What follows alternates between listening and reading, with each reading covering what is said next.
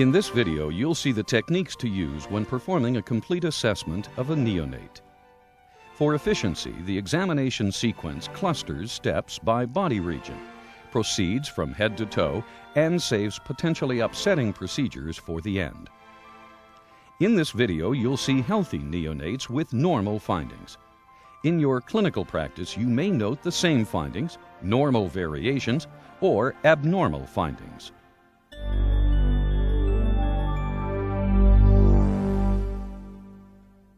To obtain clues to potential problems, gather history information before examining the neonate.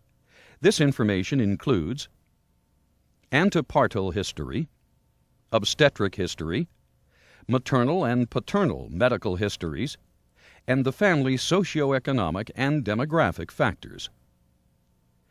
It also includes an intrapartal history that covers type of birth, maternal medications received, neonate's condition at birth, 1 and 5 minute APGAR scores, and any neonatal problems.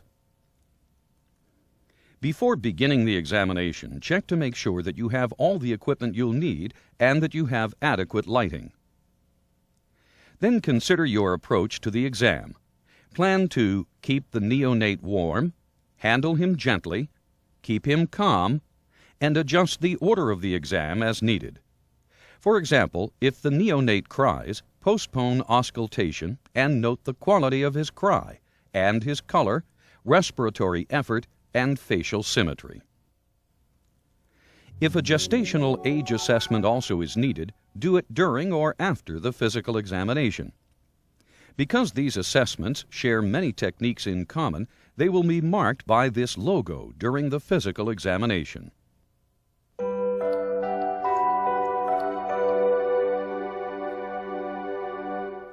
To begin the physical assessment, undress the neonate on a radiant warmer or examination table with an overhead heating element. While the neonate is quiet, assess his general appearance. Note his breathing pattern, overall skin color and characteristics, posture, including body symmetry and spontaneous position, and muscle tone, including flexion and spontaneous movement. Also, check the neonate's affect, which should be alert and responsive. If the neonate cries, characterize his cry, which should be strong and lusty. If the neonate is quiet, check his respiratory rate by counting abdominal movements for 1 minute, because the pattern can vary greatly. Normally, the respiratory rate is 40 to 60 breaths per minute. Next, use a warmed neonatal or pediatric stethoscope to auscultate the apical pulse for a full minute.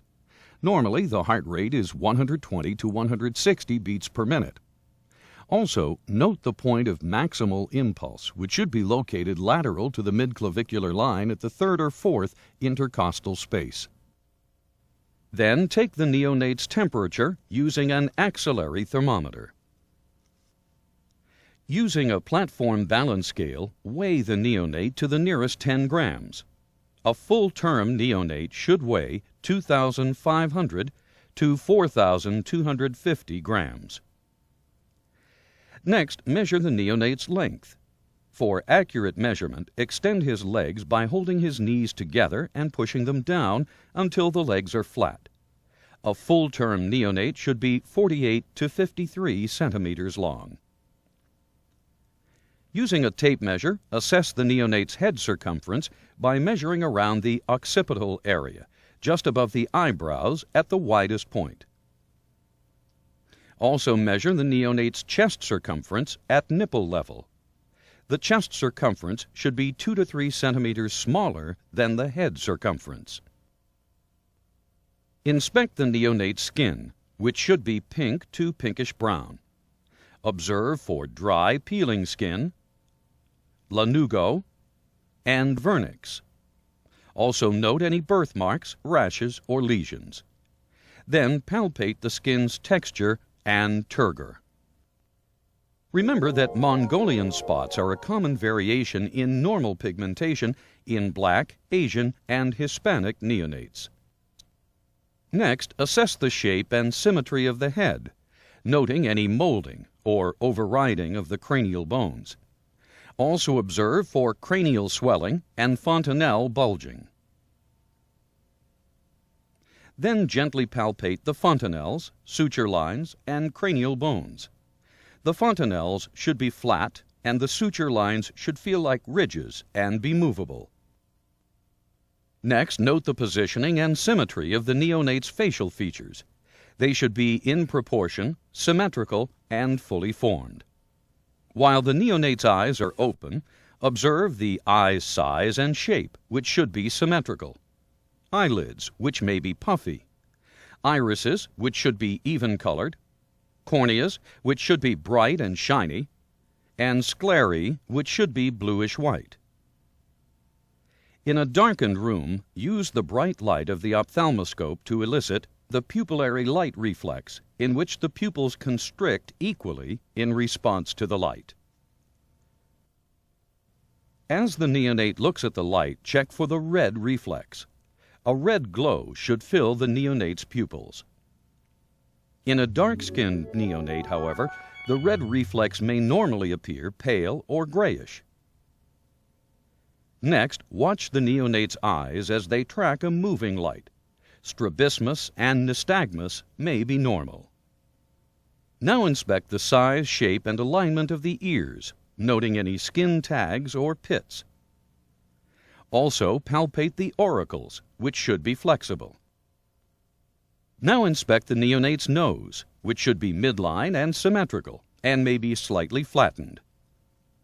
Be aware that a black or Asian neonate normally has a flat nasal bridge. Next, watch the neonate breathe while quiet. You should see no nasal flaring or narrowing of nasal passages.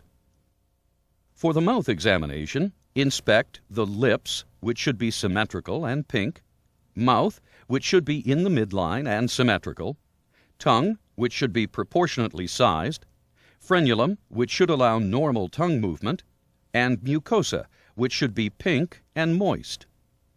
Next, test the rooting reflex. Brush the neonate's cheek near his mouth. He should turn his head toward that side and open his mouth. To test the sucking reflex, place your gloved little finger gently in the neonate's mouth. He should suck on it strongly. Use your gloved finger to palpate the hard and soft palates, which should be continuous. To inspect the neonate's neck, lift his shoulders and let his head lag. Normally, the skin is symmetrical, has multiple skin folds, and displays a full range of motion. Next, palpate the trachea, which should be midline, lymph nodes, which normally are not palpable, and thyroid, which is difficult to palpate unless enlarged. You should detect no masses or lumps. Then palpate the clavicles. You should feel no crepitus or lumps. When examining the chest, begin by inspecting its configuration. The thorax should be rounded and have a prominent xiphoid process. During the first few hours after birth, the neonate's precordium may be active due to a thin chest wall. Next, note the neonate's chest movement, which should be symmetrical. You should see no labored breathing or retractions. Then inspect the nipples and breast tissue, which normally align. Palpate for breast enlargement and a scant white discharge, which usually resolves within a few weeks. Using a neonatal stethoscope, auscultate breath sounds systematically, comparing sides. Listen over the neonate's interspaces, not over his ribs. You should hear no adventitious or abnormal breath sounds. Then, using the diaphragm, auscultate heart sounds, starting at the point of maximal impulse. Auscultate in the aortic area, pulmonic area, tricuspid area, and mitral area. Using the bell, auscultate heart sounds in these areas again. Expect the heart sounds to be relatively loud because of the neonate's thin chest wall. You may also hear a grade 1 or 2 systolic murmur in the first 2 to 3 days after birth. Next, auscultate the neonate's abdomen to assess bowel sounds, which should be heard in all 4 quadrants. To continue, note the size and shape of the abdomen, which normally is round, symmetrical, and protuberant, and moves with respirations. Also inspect the umbilical cord stump. At birth, it should be white and contain 2 umbilical arteries and 1 vein. By 10 to 14 days after birth, it should fall off. Before palpating, flex the neonate's knees and hips with one hand to relax the abdominal muscles. Use your other hand to check the muscle tone, which should be soft. Then lightly palpate for the liver's edge, 1 to 2 centimeters below the right costal margin, and the spleen tip at the left costal margin. Also palpate all 4 quadrants systematically to detect any masses. Next, place one hand under the neonate's flank and press down with the other hand to palpate the kidneys. Also inspect the femoral area, which should have no bulges. Then palpate the femoral pulses and inguinal lymph nodes. Now inspect the arms and check their range of motion and muscle tone. In a full-term neonate, the arms should be well flexed and should move smoothly and symmetrically. Next, assess for scarf sign by drawing the neonate's arm across his chest. In a full-term neonate, the elbow should not reach midline. Also check the arm recoil. Flex the neonate's arm for 5 seconds, then extend them by pulling his hands and releasing them. A full-term neonate's arms should flex briskly and fully. Carefully inspect the hands, which should be normal colored, have nails that cover the nail beds, and have no extra fingers or webbing. Note any palmar creases. Next, assess the square window sign by flexing the neonate's hand on his forearm between your thumb and index finger. The angle between the forearm and palm should be nearly 0 degrees in a full-term neonate. Then test the palmar grasp reflex. Place your index fingers in the neonate's palm. His hands should grasp your fingers tightly. While the neonate holds your fingers, wrap your hands around his hands, pull up slowly, and note the head lag. Normally, head lag is minimal. Finally, palpate the radial and brachial pulses with your index fingers. The pulses should be regular and strong. Also, palpate the radial and brachial pulses simultaneously on each side of the body. Normally, they are equal in strength and similar to the femoral pulses. Now inspect the legs and assess their range of motion and muscle tone. The legs should be well flexed and should move smoothly and symmetrically. Next, perform Ortolani's maneuver. To do this, flex the neonate's hips and knees. Then abduct both legs simultaneously until they nearly touch the table. A palpable clunk indicates hip dislocation. Immediately perform Barlow's maneuver. From the abducted position, bring the knees together and push laterally on the upper inner thigh. A clunk indicates an unstable hip joint. With the neonate's pelvis flat, gently move one foot close to his head. In a full-term neonate, the heel-to-ear maneuver creates an angle of 90 degrees or less between the foot and head. Next, move the neonate's knee toward his chest and extend the leg gently. The popliteal angle should be less than 90 degrees in a full-term neonate. Now note the alignment of the feet and toes. Also inspect the feet, which should have no extra toes or webbing. Also observe the soles of the feet. A full-term neonate should display deep creases over the entire sole of both feet. Finally, check the Babinski reflex by stroking the side of the foot from the heel up and across the ball. The great toe should dorsiflex. The other toes should hyperextend and fan out. For a male neonate, inspect the penis, which normally is 2 to 3 centimeters long and has a meatus centered at its tip. If circumcised, the glands should look smooth. If not circumcised, do not try to retract the foreskin. Also inspect and palpate the scrotum.